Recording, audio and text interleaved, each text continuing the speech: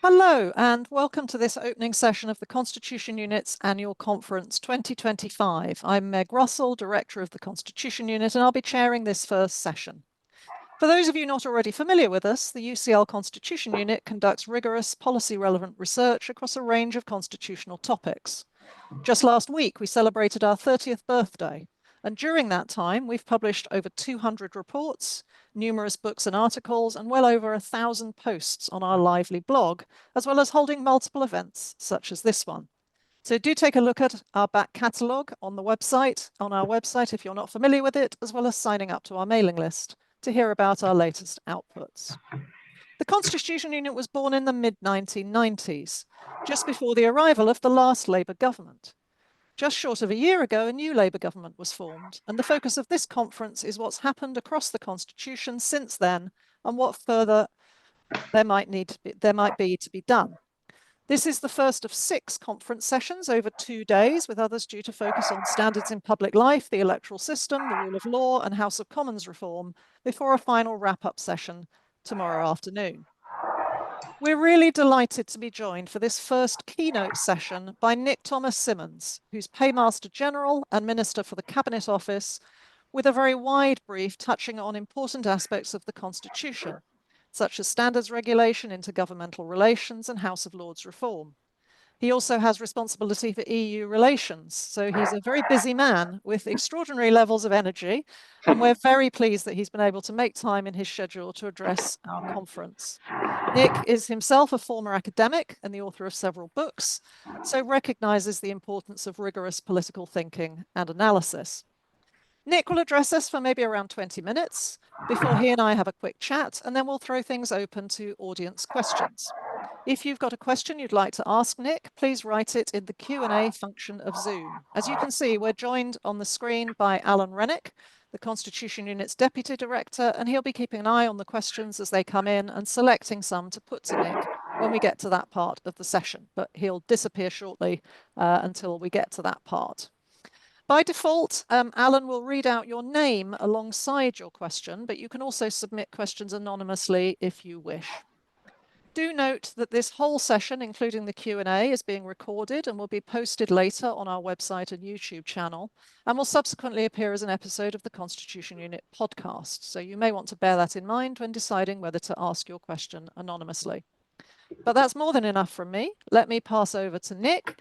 Thank you again so much for being with us, and we're fascinated to hear what you have to say. Well, thank you very much, Meg, first of all, for that very kind introduction. It really is a pleasure to be here virtually with you all. But before I start, I do want to commend and congratulate the Constitution Unit, not just for hosting today's conference, but for this year reaching its 30th birthday. Now, don't worry, I'm not going to sing happy birthday, but I certainly am going to sing your praises, because the esteem in which the Constitution Unit is held really does speak to the high quality and the rigour of your work. And yes, in a different life when I was an academic, but indeed in this life as well, when I think back to the different organisations, I struggle to imagine a better audience to speak to on today's topic.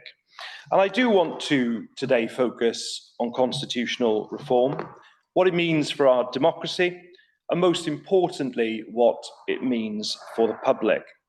But before I start about the future, I would like to focus, as I hope all good historians do, briefly on the past. Now, this year we celebrate the 800th anniversary of the 1225 edition of the Magna Carta. And that's the definitive edition that arguably set the template for the United States Declaration of Independence and indeed the Universal Declaration of Human Rights. It may be surprising then to learn that the original Magna Carta from 1215 was revoked as quickly as it was ratified. And that may say something about King John, who wrote to Pope Innocent III to repudiate the agreement he himself had struck. And indeed, it was annulled a few months after it was sealed. I think, as the comedian David Mitchell put it, King John thought the country was his to do with what he liked. And the idea that the kingdom could generate rules that he would then have to obey was absurd to him, as if a billionaire perhaps found a no diving sign next to their private swimming pool.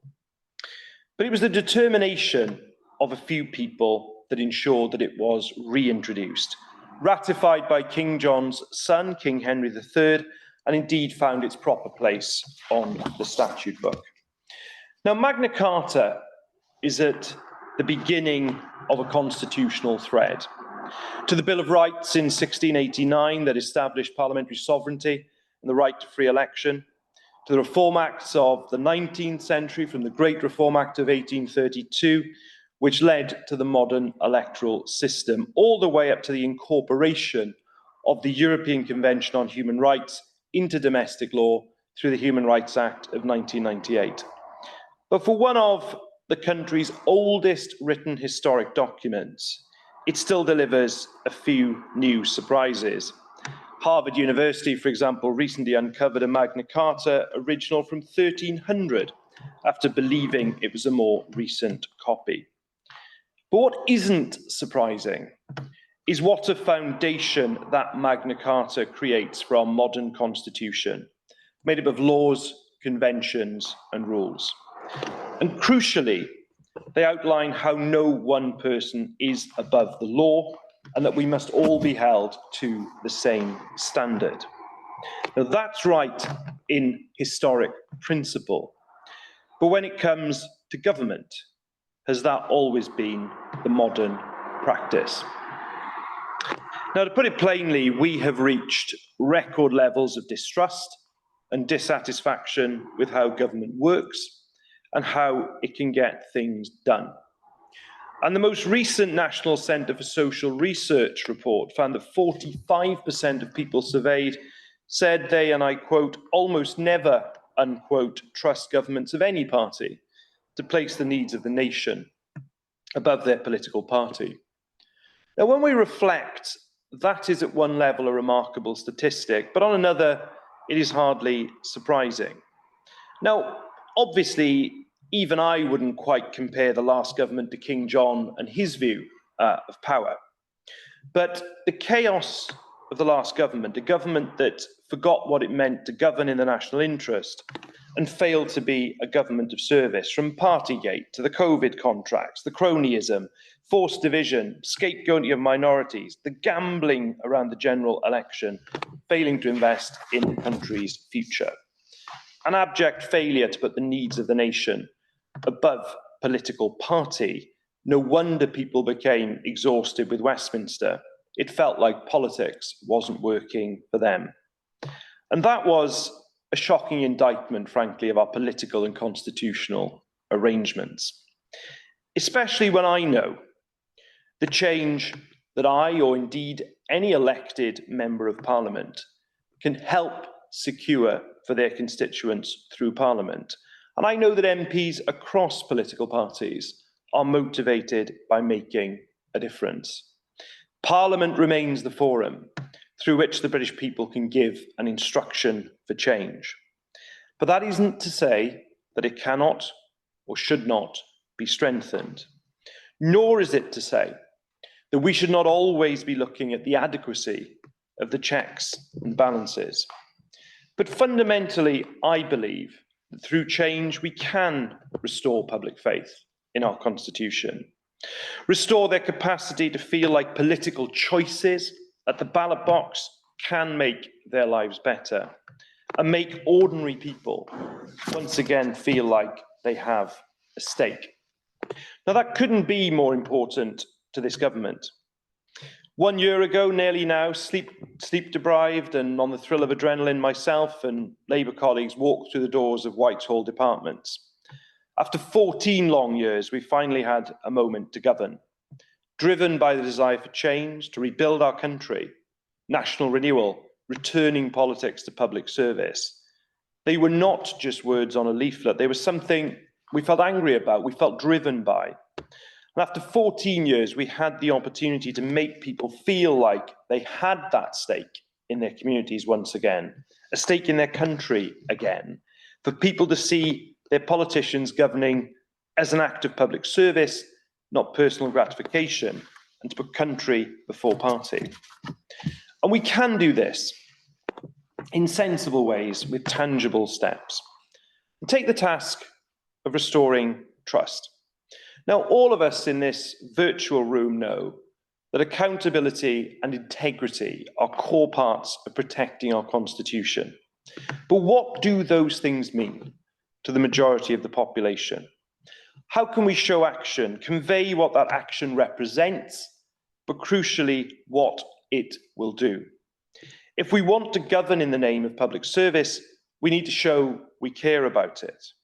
And that is why we brought in changes, holding our government ministers to account in a much stronger way than ever before. That is why the Prime Minister has given the Independent Advisor on Ministerial Standards the power to independently initiate investigations without retaining a veto for the Prime Minister himself.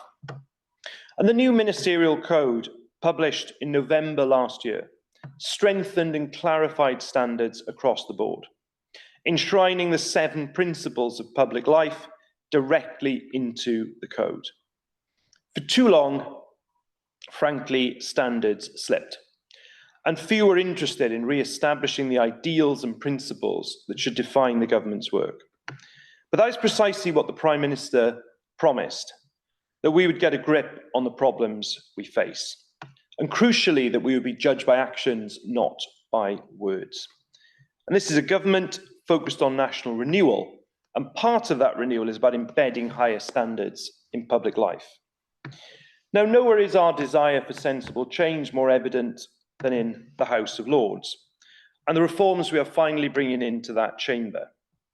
Now, I know very well and work with many hard-working peers across the House of Lords, and I'm very fortunate, working as I do at the centre of government in the Cabinet Office, to work alongside the leader of the House of Lords. There is no doubt that our peers are a crucial part of our democracy, who use their expertise and experience to ensure that legislation is scrutinised to an incredibly high standard. But that doesn't mean that we cannot improve it. And that belief is at the heart of our hereditary peers bill, which is soon to have its report stage in the House of Lords, shaping up to be the largest constitutional reform to Parliament in the last 25 years and introduced in our first 100 days in office. And this could not be more important. It's wholly indefensible, in my view, that in the 21st century, there are seats in our legislature allocated by an accident of birth. So finally, that historic wrong is being put right. And it is, in an important way, a gesture towards young people across our country. I want young people in my constituency, growing up in Blaenavon, in Pontypool, and in Cwmbran, and indeed every part of the country, to feel that they are having the same chance as anyone else to play a part in making the laws of the land. To remove the barriers, piece by piece, to ordinary people being able to feel they have a stake in our politics and in parliamentary democracy. And that sits alongside our other manifesto commitments on Lords reform, like setting a retirement age, minimum participation requirements, and making the appointments process more transparent, all making Parliament fit for modern Britain. But the ideas of constitutional reform are not solely focused on the House of Lords. We must look at the Commons too and consider what we could improve. So much of our constitution is wrapped up in the tradition displayed in the Commons. Everything from the architecture, the layout, the procedures, so much of it is symbolic of parliamentary democracy, parliamentary sovereignty, and the great tradition of open parliamentary debate.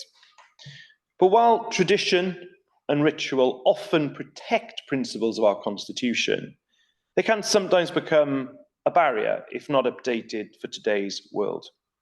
Now, I know the vast majority of our MPs across the House work hard to serve their constituents, but they can often find that work is hamstrung by arcane procedures and outdated working practices. We should not forget that over half of MPs elected in the most recent general election are new to Parliament. So we need to make sure that the Commons is brought into the 21st century and that those new members of Parliament are able to navigate the historic system and use it to create modern, progressive change.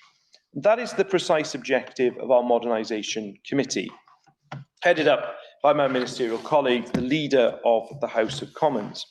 And it is considering many important issues to make the Commons more up to date so that MPs are able and indeed enabled to deliver for their constituents. Everything from the accessibility of the physical parliamentary estate, as well as the accessibility of procedures, of language, of information, and also examining how we can most effectively use MPs' time to ensure that sitting hours provide enough time to scrutinise legislation, but also make sure that backbenchers get a fair opportunity to raise issues on behalf of their constituents. The Modernisation Committee has, building on the changes we made in July 2024, asked the Committee on Standards to go further, exploring how the rules on MPs' outside interests can be tightened even further, to ensure MPs are prioritising their constituents, as I know the vast majority already do. Put simply, this is about making sure that those who turn up in Westminster are never blocked from speaking up for those they represent. But I wouldn't want anyone thinking on this call this morning to draw the conclusion that we're only focused on what's going on in Westminster. England is one of the most centralised countries, and my colleague, the Deputy Prime Minister, and I believe that it is time to change that. And that is why in the English Devolution White Paper, we set out plans to move power out of Westminster and move it back to those who know their areas best. We need to ensure that there is proper devolution throughout England and hand more power over to cities and communities to make the changes they see needed. And I believe devolution is crucial if we want communities to combat the challenge they recognise as uniquely their own, whilst giving ordinary people a greater stake in shaping their region. Only with strong local leadership and empowered institutions will we fix the foundations of the economy and bring about the kind of economic growth that is at the very heart of our plan for change. But it would also be a mistake to think the UK government is only concerned with England. We are a government of and for the whole of the United Kingdom. My constituency, Torfaen, is in Wales. Many of my ministerial colleagues are from Scotland. But even if we weren't, the UK government has a responsibility for the entire UK. And that's why the nations are and always will be at the heart of our thinking. In fact, an important part of delivering on our missions is rebuilding the UK government's relationship with the devolved governments. We're putting an end to the disrespect that has been shown to legitimate devolved governments and parliaments and focusing on a future based on partnership and recognition. We introduced the Council of the Nations and Regions, which creates genuine partnership between the UK government, the devolved governments, and the mayors of England's regions. This has met twice since the general election, and most recently on the 23rd of May, when the discussion was on trade and AI. And we look at how we can harness its potential, the potential of AI, to use it across the public sector to improve services. It's about letting local leaders have more of a say.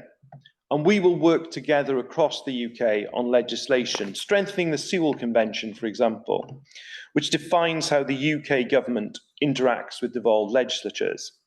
A new memorandum of understanding will underpin this work. Now, it's been 25 years since power was devolved to governments in Scotland, Wales, and Northern Ireland. And it's through strengthening this partnership we can make sure that all UK-wide decisions don't just benefit one part of our nation, but are made in the national interest, with every region contributing and shaping that interest. Now, in conclusion, before I move on to our general discussion, I want to thank you again for joining this call. I want to thank UCL for putting on this important conference.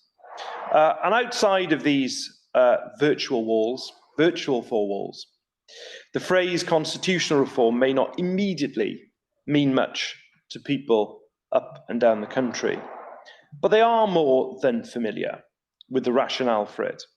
A politics that feels divorced from their day-to-day lives, decisions about their local area being made in another nation, and a system that seems to safeguard a do as I say, not as I do approach to public life.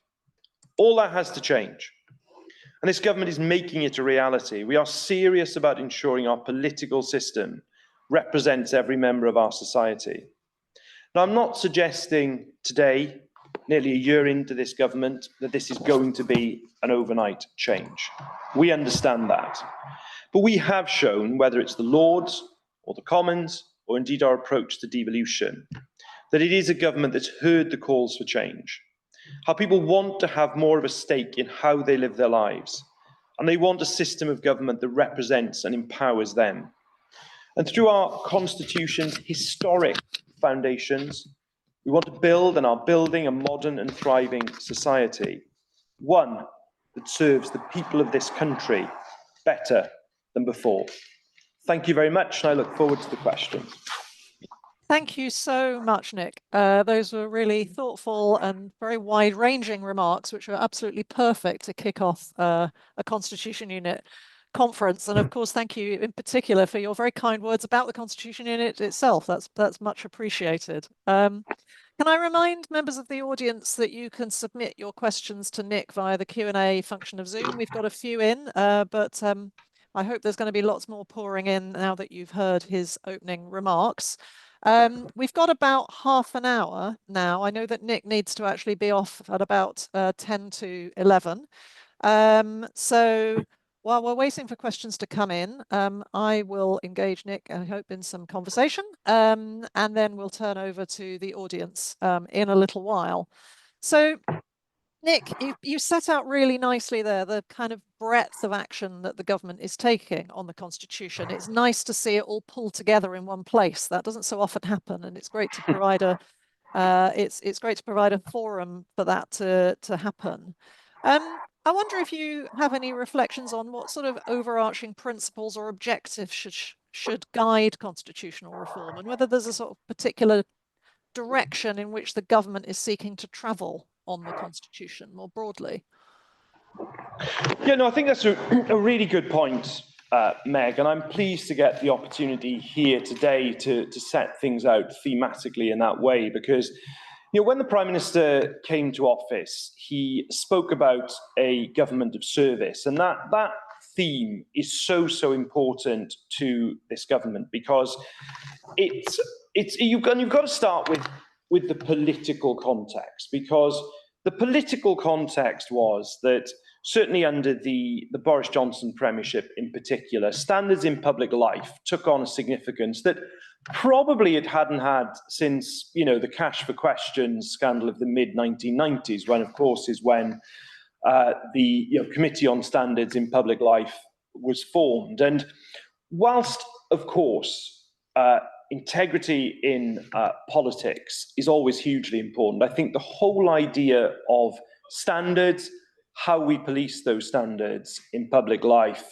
was hugely important. And that was because we had a situation where the Prime Minister, who, quite rightly is the most senior democratically elected politician, is the person who obviously polices the ministerial code. But that starts to break down when you have the Prime Minister themselves, as was the case with Boris Johnson, not just being called to account over their policing of the code. There's the example of the Home Secretary, as she was then, and the bullying allegations, where what happens is the independent advisor ends up resigning, not the minister, but also the situation where you have the whole episode of misleading the House of Commons. And it's not a minister doing it, where the Prime Minister can hold them to account. What is happening is that it's the Prime Minister themselves. And I think this threw up a load of questions, both about our constitutional arrangements and how it could deal with a Prime Minister in that situation, but also I think it puts integrity and politics of service at the forefront, because it was felt that people were putting individual and political interest above the national interest, and indeed above the health of our democracy. And so that is why the two things from that. First of all, government of service. How can the state apparatus, and by that as I said in my remarks, I don't just mean Westminster and Whitehall. I mean the devolved administrations. I mean right down to, mayoralties, right down to local government. How can we put service of the public at the heart of it? But secondly, that is why we've made that important change in terms of the independent advisor. That's why the independent advisor now does have that independence to be able to open inquiries and investigations as they see fit. And it's one of those changes, Meg, that I sometimes doesn't think it's had the wider attention it deserves in terms of change, because that is if you compare it to where we were 3-4 years ago, I do think that's a really significant change in terms of how we are looking at policing the ministerial code. But it has to be, I think, service at the heart of what this government is doing, having a ministerial code enshrining those standards of public life, and having then a government and a state apparatus that's delivering to the public. Okay, great. Thank you very much. It would be interesting to engage you in discussion about some of the sort of tensions and trade-offs here, which we at the Constitution Unit, and I'm sure you yourself are very familiar with. I mean, in your speech, you emphasise the long historical roots of attempts to constrain the executive and make it more accountable, as well as mentioning those concerns about the last government, which we and other expert groups outside have been concerned, declining standards of scrutiny and accountability, of checks and balances. You mentioned that term in your speech, which I think is a really important one. But in Richard Hermer as Attorney General seems to have put a lot of emphasis on the principle of protecting the rule of law and improving standards of scrutiny since the election, but notably, he's sometimes been subject to attack, not just by the media or political opponents, but sometimes seemingly from inside government as well. So do you recognise that there's a tricky trade-off sometimes between these priorities of maintaining constitutional standards and maybe getting things done, the sort of urgency of delivering? And how can a government properly balance up those competing priorities? Well, I think I'll come to, I mean, Richard's doing an absolutely excellent job as Attorney General. I'll come to Richard in a moment, who I know very well and, has really made a significant contribution to government in terms of how we have drafting good legislation. But clearly, you will sometimes get situations in government where you just have to do a piece of emergency legislation. Now, it's not an ideal position to be in, but sometimes you do just get situations where that happens. But I also think it is about how you view the role of scrutiny. Now, I am an unashamed fan of Parliament. I think the Parliament's scrutiny function is hugely important. I also believe that its role in providing scrutiny does provide you with a better piece of legislation at the end of the day. But yes, of course, you do sometimes get this tension between speed of legislation and scrutiny. I think it does depend, as I say, on the context.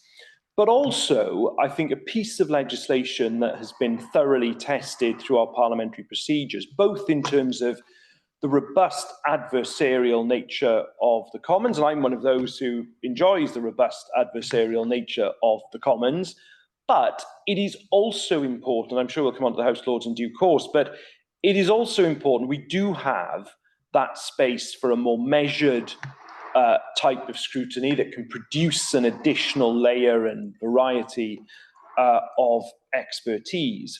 But, in terms of the work of the Attorney General, I think the Attorney General has made a really excellent contribution to government in terms of, if you go back to the previous government, they were drafting pieces of legislation with Henry VIII clauses galore in it when they weren't particularly required, which, as you know, Meg, means that you're essentially giving government ministers by fiat the opportunity to change primary legislation without the level of scrutiny. Now, of course, there are areas still where you are going to, for the nature of the situation or particular necessity, to have to use some of those, but they shouldn't be a default in pieces of legislation that you're drafting. And I think the Attorney General has made a real significant contribution to the quality of the legislation we're putting on the statute book, but also is quite rightly uncompromising on the rule of law, and so he should be, and he has the support of the entire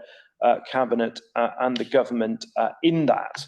But for me, you know, and look, when you go and give a statement in the House of Commons, when you go and answer an urgent question, when you open a second reading debate, you know, I welcome that opportunity to go and be questioned, because what the Commons gives you is not just a significant test of how the reasons why you're bringing a piece of legislation forward, but what it can also give you is a wider perspective on particular issues that even the best prepared government minister might not have thought of. And I think those things are really important in terms of producing an effective piece of legislation that isn't one day going to be undone by another government, or different bits of it are going to fall to pieces in our courts. What it actually gives you is something that's even more robust in achieving your objectives, I think. Okay, great. Thank you very much. I see that we've got quite a few questions in. I would encourage anybody to put your last questions in, and then Alan will scoop some up. It's difficult, there's so much to ask here. I can see what some of the questions are, so I will save some of those for the questioners, but maybe I will just abuse my position as chair to ask you about my pet subject of House of Lords reform, Nick. There may be one or two other questions coming up on that. We have this morning seen the announcement of 4 new peers. And we had Rishi Sunak's resignation list. We had Starmer has understandably put quite a lot of new Labour peers in because Labour's benches had not seen much refreshment. One of the bits of the manifesto on Lords reform that you didn't refer to in your speech was the words that the chamber has become much too big, which I very strongly agree with. I wonder would you go so far as setting a target size for the chamber and a timetable maybe to get there? Because the way we're going, the hereditary peers removal will reduce the size of the place, but the number of new appointments is almost going to outstrip that. By the time we get there, we're at 850 plus at the moment. So what are we going to do about the much too big House of Lords? Look, I think there's obviously, again, a balance to be struck here, because we have a very clear mandate from the electorate on Lords reform, and the manifesto set at the first step was the piece of legislation to remove the hereditary peers. And by the way, I should emphasise again, it's not a personal criticism of many hereditary peers that I've worked with very well over the years. It's a point of important principle about our legislative arrangements that you shouldn't have places reserved by accident of birth. We will then obviously move to these other issues around, retirement age, the minimum participation, the appointments process. But to your point as well, Meg, around frankly the value for money for the chamber, its size. Now I'll just come to that in a moment, but at the same time there is a political reality here, and there's a political reality that the government wants to get its democratic mandate in terms of its legislation onto the statute book. And by the very nature of having had 14 previous years of, firstly, obviously Conservative Liberal Democrat, but then Conservative-only government, the numbers of the other parties in the Lords, particularly the Conservatives, obviously vastly outstrip the Labour numbers. So that gives you a significant problem in terms of just the political reality of managing the upper chamber, which I have to be conscious of as well, because we have to deal with those competing priorities, reform absolutely that we're committed to, but also making sure that we can frankly get our legislation through. Now, when you look at the size of the Lords more generally, if you look at the other things that we're mentioning there around retirement age, whether it's around participation requirements, they are obviously things that would reduce the size of the chamber. And one of the reasons, by the way, I've also very carefully used the word participation there, not attendance, is simple. Obviously, people need to attend to participate. But what I am also concerned about as we move into that stage of looking at the reforms, I don't want to throw the baby out with the bathwater. If there are people with very deep knowledge in particular areas. They may not want to come in and contribute to questions every single day on every single topic, but they do bring something that is, an expertise in a particular area that would be lost if you started doing it on straightforward attendance. So that's why, we're trying to be sensible. So, but also the retirement age mechanism will reduce the size of the chamber as well. Now, you mentioned appointments as well, obviously, matter for the Prime Minister, but you've also got, retirements, other departures. You're always going to have to make sure you're replenishing to get the appropriate expertise. But the direct answer to your question is we are conscious of that size issue, and that's what motivates some of the measures that were in our manifesto to try to make a difference. I think your answer nicely demonstrates how constitutional reform is often a matter of trade-offs, as I said before. Let's get Alan back onto the screen and not shut the audience out any longer. Alan, what have you got for us? Should we take maybe a group of 3 questions and then try and get in at least a couple of rounds? Yeah, absolutely. So lots of great questions coming in. So first round of questions really pushing a little bit further on some of the issues that we've already just been talking about there. So several questions going further on Lords reform. So Matthew English asks, when will the second and or third stage of House of Lords reform take place, if ever? Similarly, Tom Brake from Unlock Democracy asks, when does the government expect the consultation on wholesale reform of the House of Lords to start? And an anonymous questioner asks, again on the House of Lords, you indicated in your speech a forward commitment to make appointments more transparent. How will you go about this? Should the House of Lords Appointments Commission be given more power? And maybe if I can just slip in one further question, given that the first 2 questions were very, very similar, again from Tom Brake, on a slightly different topic, but again pushing for a little bit of detail. The Ethics and Integrity Commission was the centrepiece of government plans for boosting trust. When does the government expect to bring forward its plans for the commission? Great, just those small things. And if you try and keep your answers relatively short, we might get in another round, but there's a lot to chew on there. No, absolutely. And look, in terms of Lords reform, the priority now is to get the first step onto the statute book. We are at quite an advanced stage in the House of Lords at the moment. But what we've always said is get the first step onto the statute book. We will then move on to the second step. And on regard to the second step and the kind of things we're talking about, it would be great to be able to move forward with a consensus position from the Lords itself. I mean, if you go back, Meg, to your earlier point about size, wouldn't it, we've had to use it, we're using a piece of primary legislation to abolish the right of the hereditary peers to sit and vote in the House of Lords. It was a very lively debate in the Commons last October. It would be good if we could move forward in a much more consensual and collective way with the other manifesto pledges in terms of reducing the size. I mean, on the other 2 issues, we've obviously introduced already on the transparency point on appointments to the House of Lords that each appointment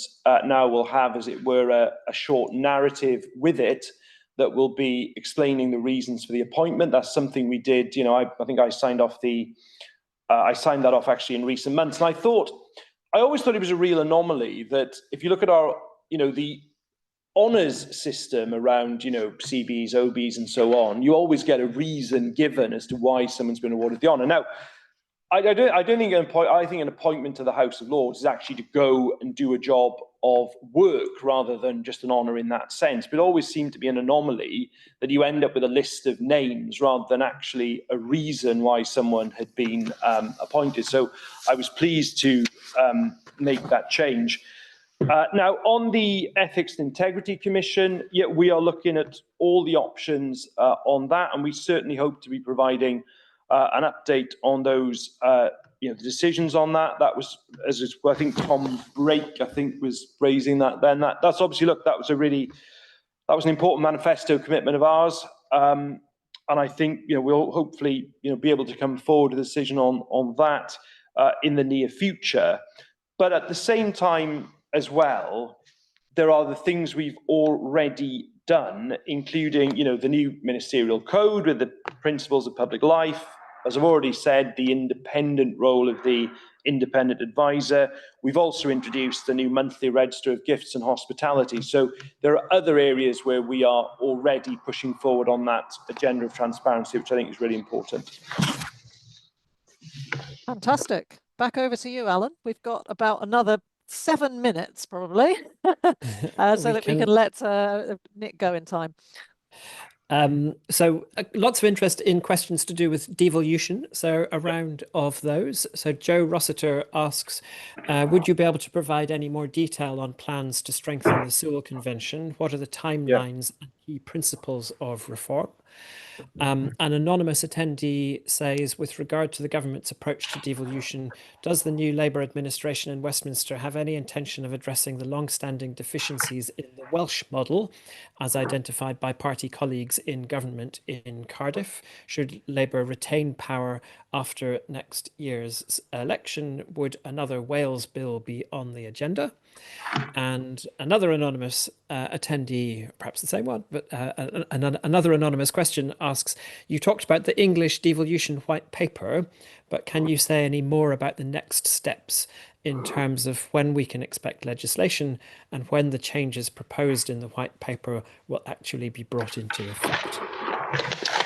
Yeah, I mean, look, on these timing questions, I'm also very conscious of having to secure legislative time, which is frequently what I'm doing in terms of bits of legislation. And I suspect my good colleague, the Leader of the House of Commons, if I started giving precise dates, would be very, very angry if I got into that territory. But listen, I think, first of all, let me just take these in order. On devolution, memorandum of understanding, what are the principles?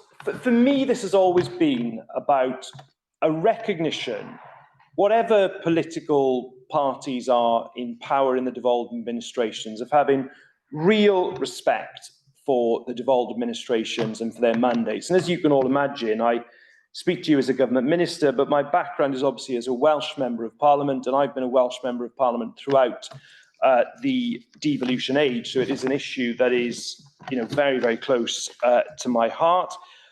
I work very closely with the devolved administrations, as does, Pat McFadden as the Chancellor of the Duchy of Lancaster. When I was, for example, doing my work, which I think will have a very significant impact over the next 18 months in terms of the UK-EU relationship, it was very important that I work closely with the devolved administrations. Pat McFadden, the Prime Minister, do that through the Council of Nations and Regions as well. So that memorandum of understanding is going to reflect that central principle of respect between the different administrations. Doesn't mean, of course, we're not going to have political differences. That's a healthy thing in a democracy. But it is about respect for the devolved settlement and how it operates. We also want to make the existing settlement work more effectively. That, in terms of Wales, which I think was about the other two questions, making sure we're using all our levers to champion Wales, whether it's ensuring that UK-wide bodies are more representative, or how we work together to promote our businesses and services internationally. We also remain committed to delivering our manifesto, and we'll work with the Welsh Government to deliver on progressing the conversations around considering devolution of youth justice, the strategic review of probation, and considering devolving employment support funding. With regard specifically to the Sewell Convention, as I say, principle of respect is what sits beneath it. We are speaking to the devolved governments on that now. We will be doing that further over the coming months. But what it will be doing is setting out how all the governments will work together to deliver that effective legislation for all parts of the United Kingdom. And I know I think I was being asked a timetabling question on English devolution, but what I would say on timing is it's really important not to see individual bits of this in isolation. I think it's how we move forward collectively in terms of strengthening our devolved settlement that's very important. Okay, we're now very tight for time, but Alan, you might have one or two very quick questions that could enable us to finish up in 2 or 3 minutes. Sure. There have been several questions, kind of general questions, I guess, getting at the underlying principles of reform, and people asking essentially about whether we need stronger constitutional guardrails in the UK. So in light of what was seen in the past Conservative government, as many people would argue, how many people view what is currently happening in the United States at present, is there a need for better guardrails in order to protect against that? So just to give one example of those questions, Jeff Horn asks, doesn't the negative assessment of the last government in terms of public distrust and the rise of the far right suggest the need for stronger constitutional safeguards in the UK? Yeah, and do you want to just take one, just quickly, because I've got 3 minutes, but just take one more if you want to. Yeah, absolutely. So Ruth Chambers also asks a general question. Thanks so much for your insightful insights, she says. You spoke about restoring public trust and giving people a real stake in democracy. In practical terms, how will constitutional reform, particularly reform to the House of Lords and English devolution, translate into meaningful change in people's everyday lives?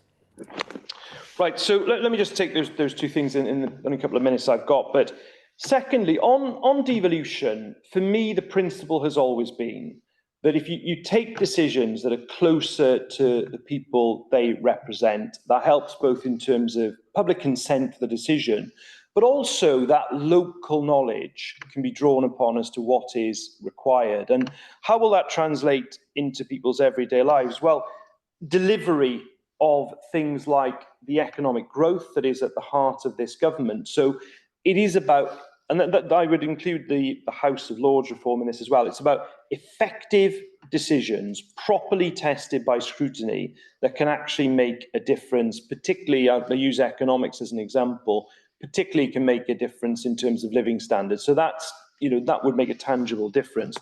To the first question, as I was indicating in my speech, I think we constantly have to be looking at the effectiveness of the checks and balances in our constitutional system. I think they are hugely important.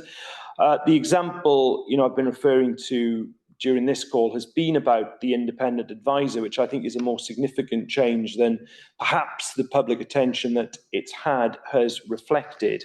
But I do think we have democratically elected governments elected on a mandate for change. It's important that they are then able to move forward and deliver it, but it has to be subject as well to checks and balances. And I think we are very conscious, and I'm very conscious in the work I'm doing, to be open-minded, reflective, and to be making sure that as times change, those checks and balances are fit for the age that we live in. Thank you so much. We're pushing right up against the end of our time. We're enormously grateful to Nick Thomas-Symonds for joining us today for this opening session of our conference, for sharing his thoughts and answering your questions so thoughtfully and quickly at times. Well done, Nick. We're also very grateful to those of you who submitted questions, and I'm sorry that we weren't quite able to fit all of them in. This is, of course, only the very first session of our conference. There will be 2 other sessions today at 1 o'clock on Standards in Public Life, chaired by my colleague Lisa James, and at 3 o'clock on the electoral system, some of the questions we didn't get to, chaired by Alan Rennick here.